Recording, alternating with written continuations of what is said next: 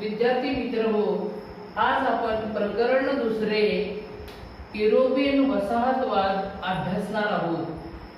वसाहतवाद म्हणजे नेमकं काय, तर प्रगत देशाने आपल्या सामर्थ्याच्या बळावर एखादा भूप्रदेश ताब्यात घेऊन तेथे आपल्या वसाहती स्थापन करणे म्हणजे वसाहतवाद असे म्हटले जाते।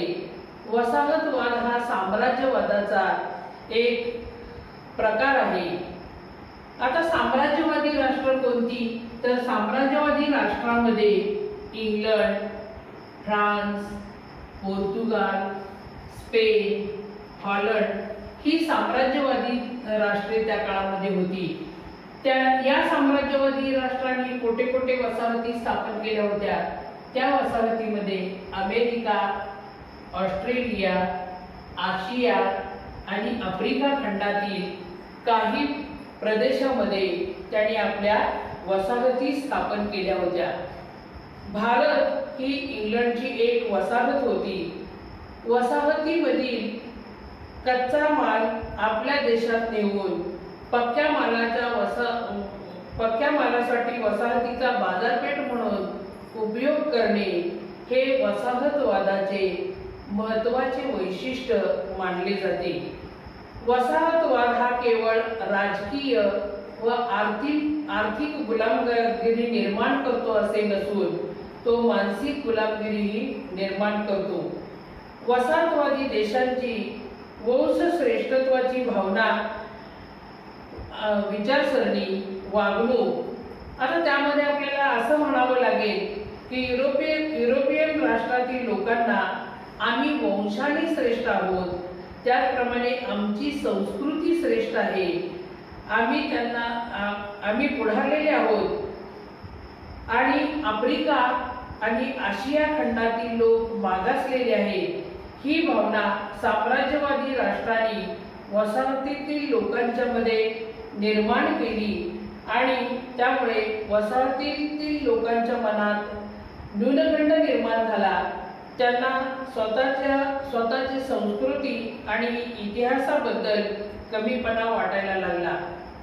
त्यामुळे त्यांचा जो आतापर्यंतचा जो आत्मविश्वास होता तो वसाहतीतील ज्या लोकांचा जो आत्मविश्वास आहे तो कमी झाला। इंग्लंडने एका शतकात म्हणजे जवळजवळ 100 वर्षामध्ये जो साम्राज्य विस्तार साधला, या साम्राज्य विस्तारावरून असे म्हटले जाते की इंग्लंडमधील साम्राज्याचा सूर्य कधी मावळत नव्हता। जगामधील आशिया, आफ्रिका, अमेरिका आणि ऑस्ट्रेलिया या 4 खंडामध्ये सुद्धा या इंग्रजांनी आपल्या वसाहती स्थापन केल्या होत्या।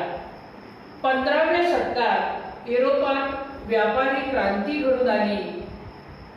या क्रांती घडून येण्याचं कारण म्हणजे 1453 मध्ये कॉन्स्टँटिनोपल हे शहर तुर्कांनी जिंकल्यानंतर भूमार्ग बंद झाला आणि युरोपियन व्यापाऱ्यांना भूमार्ग किंवा जलमार्ग शोधण्याची गरज वाटू लागली। त्यातून अनेक खलाशांनी निरनिराळे भूमार्ग शोधले आणि या भूमार्गाच्या शोधामुळे पारंपरिक पद्धतीने जो व्यापार होत होता त्या व्यापारामध्ये बदल घडून आला। या युरोपियन व्यापाऱ्यांनी जगभरामध्ये या व्यापाराच्या दृष्टिकोनातून पाय रोवायला सुरुवात केली। पुढील मुद्दा पाहूया 2.1 वसाहतवाद, अर्थ आणि स्वरूप। धाडसी कृत्य करणे, कीर्ती संपादन करणे, अज्ञात भूमीचा शोध लावणे, ख्रिश्चन धर्माचा प्रसार करणे, त्याचबरोबर सोन्याच्या खाणीचा शोध लावणे, अशा विविध कारणांनी युरोपियन लोक जगभर पोचले।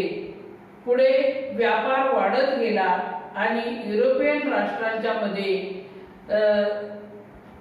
नव्या स्पर्धांचा या ठिकाणी उदय झाला। युरोपियन लोक जिथं गेले तिथे त्या युरोपियन लोकांनी वसाहती स्थापन केल्या। त्या वसाहतीमध्ये त्यांनी आर्थिक, सामाजिक, राजकीय वर्चस्व प्रस्थापित करण्यासाठी युरोपियन राष्ट्रांच्या मध्येच या ठिकाणी जी साम्राज्यवादी राष्ट्र होती, या साम्राज्यवादी राष्ट्रांच्या मध्येच स्पर्धा चालू झाली. युरोपियन लोक अमेरिका, ऑस्ट्रेलिया, न्यूझीलंड येथे गेले. त्या ठिकाणी त्यांना वसाहती स्थापन करण्यामध्ये अनुकूल वातावरण होते. परंतु आशिया खंडात वसाहती स्थापन करताना मात्र जे वातावरण होते ते त्यांना प्रतिकूल अशा स्वरूपाचे होते. तरी सुद्धा त्यांनी त्या हवामानाशी जुळवून घेतले आणि तेथे वसाहती स्थापन केल्या आणि तेथील स्थानिक लोकांना हुसकावून लावून तिथं आपलं वर्चस्व स्थापन केलं. त्यामुळे वसाहतीतील स्थानिक लोकांचे मानसिक खच्चीकरण झाले. खच्चीकरण करण्यात इंग्रज आणि हे मानसिक खच्चीकरण करण्यामध्ये इंग्रज, डच, पोर्तुगीज, फ्रेंच या देशांनी पुढाकार घेतलेला दिसून येतो. 19व्या शतकाच्या उत्तरार्धात इंग्लंडमध्ये औद्योगिक क्रांती झाली. या क्रांतीमुळे प्रामुख्याने व्यापार वाढला. काही ठिकाणी इंग्रजांनी किंवा इंग्लंडने आरमारी सामर्थ्याच्या जोरावर आशिया आणि आफ्रिका खंडातील राष्ट्रांच्यावर आपले वर्चस्व प्रस्थापित केले. या व्यापारातून अतिरिक्त नफा मिळाला. अतिरिक्त नफ्याची पुन्हा गुंतवणूक करून म्हणजेच अनेक उद्योगधंद्यामध्ये पुन्हा गुंतवणूक केली. या गुंतवणुकीसाठी वसाहत आणि वसाहतीशी व्यापार करणे त्यांना गरजेचे होते आणि या वसाहतीमध्ये त्यांनी उत्पादन काढून नवीन आणखी अतिरिक्त नफा मिळवण्याच्या दृष्टिकोनातून प्रयत्न केले. म्हणजे या भांडवल अधिक नफा यांची ती एक साखळीच होती. इंग्लंड प्रमाणेच फ्रान्स, बेल्जियम, इटली, जर्मनी इत्यादी देशही वसाहती स्थापन करण्यात आघाडीवर होते. आणि स्वरूप जाणून घेतल्यानंतर आपण त्याचा पुढील मुद्दा पाहूया, वसाहतवाद. वसाहतवादाच्या उदयाची कारणे.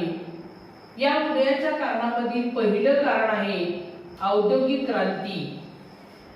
औद्योगिक क्रांतीमुळे वसाहतवादाला मोठ्या प्रमाणात चालना मिळाली. कारखानदारीचा मोठ्या प्रमाणात विकास झाला. त्यामुळे उत्पादनात प्रचंड वाढ झाली. देशांतर्गत बाजारपेठात म्हणजे देशातल्या देशात जी बाजारपेठ आहे, या देशातल्या देशात ज्या बाजारपेठ आहे त्या बाजारपेठेमध्ये तो उत्पादित झालेला माल खपणे शक्य नव्हते आणि त्यासाठी नवीन बाजारपेठांची आवश्यकता होती. सगळे उत्पादन या ठिकाणी खपवण्यासाठी नवीन बाजारपेठा सुद्धा आवश्यकता होती. त्याचप्रमाणे गरज होती. यासाठी हक्काची बाजारपेठ असावी असं वसाहती राष्ट्रांना वाटू लागलं आणि त्यातूनच इंग्रजांनी त्याचप्रमाणे इतर साम्राज्यवादी राष्ट्रांनी सुद्धा वसाहती स्थापन केल्या. त्यानंतर उदयाच्या कारणामधील दुसरं कारण आपण पाहणार आहोत, कच्च्या मालाची गरज. व्यापारी स्पर्धेमध्ये इतर स्पर्धक राष्ट्रांच्या बरोबर आपण स्पर्धक म्हणून राहताना स्वतःच्या मालाचा उत्पादन खर्च हा कमी व्हावा आणि तो कमी असणं आवश्यक होता. स्वतःची मक्तेदारी निर्माण करायची आवश्यकता होती. त्यासाठी जो माल उत्पादित करणार आहे त्या उत्पादित मालाचा खर्च कमी व्हावा म्हणून कच्चा माल कमी किमतीत मिळवणे सुद्धा गरजेचे होते. त्यासाठी वसाहतीवर संपूर्ण वर्चस्व असणं आवश्यक होतं. या भावनेतून किंवा त्यासाठी वसाहतीवर पूर्ण वर्चस्व प्रस्थापित करणे युरोपातील राष्ट्रांना आवश्यक वाटू लागलं आणि त्यातूनच त्यांनी वसाहती स्थापन केल्या. त्यानंतर तिसरा मुद्दा आहे अतिरिक्त भांडवलाची गुंतवणूक. या मुद्द्यामध्ये औद्योगिक क्रांतीनंतर युरोपातील भांडवलदार वर्ग हा अधिकच श्रीमंत बनला. या भांडवलदारांचे जास्त झालेले भांडवल गुंतवण्यासाठी त्यांना सुरक्षित बाजारपेठांची आवश्यकता होती. या सुरक्षित बाजारपेठांचा शोध घ्यायला त्यांनी त्यामुळे सुरुवात केली. त्यामध्ये आर्थिकदृष्ट्या अप्रगत असलेले देश किंवा अप्रगत असलेल्या वसाहती बाजारपेठांसाठी सुरक्षित होत्या. अतिरिक्त भांडवलाने वसाहतवादाच्या उदयाला आणि विकासाला मोठ्या प्रमाणात चालना मिळाली. त्यानंतर चौथा मुद्दा पाहणार आहोत, म्हणजेच चौथं कारण पाहणार आहोत खनिज साठे. या खनिज साठ्यामध्ये आशिया आणि आफ्रिका खंडातील देशामध्ये सोने, हिरे, चांदी, कोळसा यांचे नैसर्गिक साठे मोठ्या प्रमाणात होते. त्यामुळे युरोपियन व्यापाऱ्यांना आशिया आफ्रिकातील प्रदेशांचे आकर्षण वाटू लागले आणि या खनिज साठ्यांचा प्रदेश आपल्या ताब्यामध्ये असावा या दृष्टिकोनातून या वसाहती राष्ट्रांनी प्रयत्न केले आणि त्या दृष्टिकोनातून त्यांनी तिथं वसाहती स्थापन केल्या. त्यानंतर पाचवं कारण आहे भौगोलिक महत्त्व. या भौगोलिक महत्त्वामध्ये प्रामुख्याने आशिया आफ्रिका खंडातील काही प्रदेश भौगोलिकदृष्ट्या धोक्याच्या ठिकाणी होते. हे युरोपियन वसाहतींच्या लक्षात आले. अशा प्रदेशापैकी Malta, Gibraltar, Aden, Singapore, Andaman Nicobar बेटे असे प्रदेश इंग्लंडने स्वतःच्या वर्चस्वाखाली आणले. आता हे प्रदेश इंग्रजांनी आपल्या वर्चस्वाखाली आणण्याचं कारण काय होतं, तर या काही प्रदेशांना समुद्र किनारपट्टी लाभलेली होती. त्यामुळं तो प्रदेश आपल्या वर्चस्वाखाली असावा असा इंग्रजांना वाटत होतं. त्यानंतर कारण आहे मजुरांची उपलब्धता. युरोपियन व्यापाऱ्यांना मोठ्या प्रमाणावर आणि स्वस्त मजूर मिळवण्याची गरज होती. ही गरज वसाहतीमधून भागली. म्हणजेच तिथं हे आर्थिकदृष्ट्या मागासलेली या ठिकाणी ठिकाण असल्यामुळं तिथं स्वस्त दरात मजूर मिळू लागले. आर्थिकदृष्ट्या कमकुवत राष्ट्रात मजुरांच्या वेतनामध्ये कमी वेतनामध्ये आर्थिकदृष्ट्या कमकुवत असलेल्या राष्ट्रामध्ये कमी वेतनामध्ये मजूर उपलब्ध झाले. पर्यायाने युरोपियन राष्ट्रांना उत्पादन खर्च म्हणजे जे उत्पादन काढलं जात होतं तो उत्पादन खर्च कमी येत होता आणि या युरोपियन राष्ट्रांच्या नफ्यामध्ये वाढ होत होती. त्यानंतर सातवं कारण आहे वंश श्रेष्ठत्वाची कल्पना. आता वंश श्रेष्ठत्वाच्या कल्पनेमध्ये प्रामुख्याने युरोपियन राष्ट्रातील लोकांना आम्ही वंशाने श्रेष्ठ आहोत, त्याचप्रमाणे आमची संस्कृती श्रेष्ठ आहे, आम्ही पुढारलेले आहोत आणि हे वसाहतीतील जे देश आहेत ते देश मागासलेले आहेत. त्यांना म्हणजेच या जिथं वसाहती ते स्थापन करणार आहेत तेथील लोकांना सुसंस्कारित करण्याची जबाबदारी ही आपल्यावर आहे. अशा प्रकारची भूमिका वसाहतवाद्यांनी घेतली. या काळामध्ये त्यांनी ख्रिश्चन धर्माचा प्रसारही केल्याचे दिसून येते. यातून वसाहतवाद अधिक वाढीस लागला. आता आपण वसाहतवादाचे म्हणजे वसाहतवादाचे परिणाम काय झाले ते पाहणार आहोत. त्या परिणामामध्ये काही प्रतिकूल परिणाम झाले. वसाहतीमध्ये काही प्रतिकूल परिणाम झाले तर काही अनुकूल परिणाम झाले. त्या परिणामामधील म्हणजे प्रतिकूल परिणामामधला पहिला जो परिणाम आहे, आशिया आणि आफ्रिका खंडातील लोकांचे आर्थिक शोषण करण्यात आले. आता हे आर्थिक शोषण करण्यात आले म्हणजे काय नेमकं करण्यात आलं तर या वसाहती स्थापन करून त्या ठिकाणी कारखानदारी किंवा उत्पादन काही वस्तूंचं उत्पादन काढलं. कमी वेतनामध्ये मजूर मिळाले. त्याचबरोबर कच्चा माल या वसाहतीतून मिळाला. पक्क्या मालाची हक्काची बाजारपेठ म्हणून या वसाहतीचा वापर करता आला आणि या सर्व गोष्टीतून प्रामुख्याने या प्रगत राष्ट्रांना मोठ्या प्रमाणात नफा झाला आणि वसाहतीतील जे देश होते त्यांचे मात्र या ठिकाणी आर्थिक शोषण झालेले दिसून येते. त्यानंतर दुसरं, वसाहतीमधील लोकांनी स्वातंत्र्य गमावले. इंग्रज आणि त्याचप्रमाणे इतर जे साम्राज्यवादी राष्ट्रे आहेत त्या राष्ट्रांनी निरनिराळ्या ठिकाणी वसाहती स्थापन केल्या.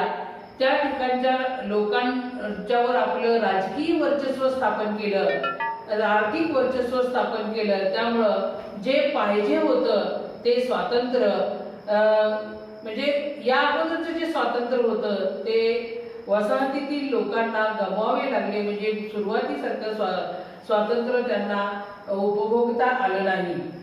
त्यानंतर तिसरा परिणाम आहे आर्थिक शोषणाचा परिणाम म्हणजेच जे स्थानिक लोक होते म्हणजे वसाहतीतील जे स्थानिक लोक होते ते दरिद्री बनले किंवा त्यांना दारिद्र्य अवस्था प्राप्त झाली. आता हे आतापर्यंत आपण जे पाहिले ते प्रतिकूल परिणाम पाहिले. आता काही चांगल्या गोष्टी सुद्धा या वसाहतवादामुळे घडलेल्या दिसून येतात. आता चांगले परिणाम कोणते घडून आले म्हणजे अनुकूल परिणाम कोणते घडून आले तर वसाहतीमध्ये राजकीय, सामाजिक, आर्थिक आणि शैक्षणिक जागृती झाली. लोकशाही पद्धतीत स्वातंत्र्य, समता, बंधुता यासारख्या आधुनिक जीवन मूल्यांचा परिचय झाला. तिसरा मुद्दा किंवा तिसरा परिणाम कायद्याचे राज्य, न्याय व्यवस्था, सर्वांसाठी शिक्षण यासारखे विचार वसाहतवादातून पुढे आले.